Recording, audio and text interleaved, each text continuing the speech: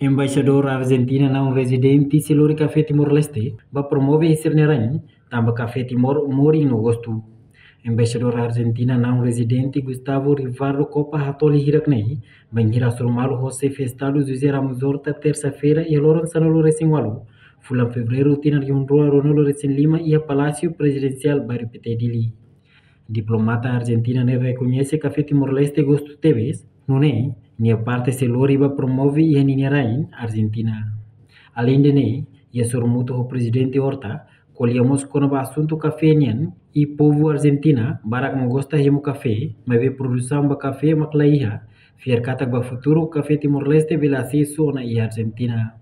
Adorei, eu adoro café. Sabe que assim que eu cheguei ontem a Dili, no aeroporto, o protocolo ofereceu para mim um café e eu não consegui beber apenas uma xícara. Eu bebi 2 xícaras de café porque o café é muito bom.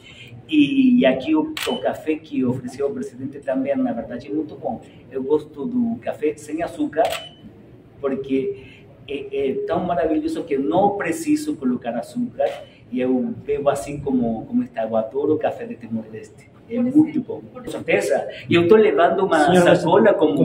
Este campo. Eu estou levando uma sacola como café de Timor-Leste para minha casa para beber e compartilhar com meus amigos, promocionando o café de Timor-Leste. O assunto do café foi também um assunto que conversamos com o presidente, porque como argentino, vocês sabem que o povo argentino gosta muito de café, mas infelizmente não temos produção de café. Então, falamos sobre isso também, sobre a possibilidade de ter, em algum momento, nos próximos anos, o café de Timor-Leste na Argentina. Falamos sobre essa possibilidade.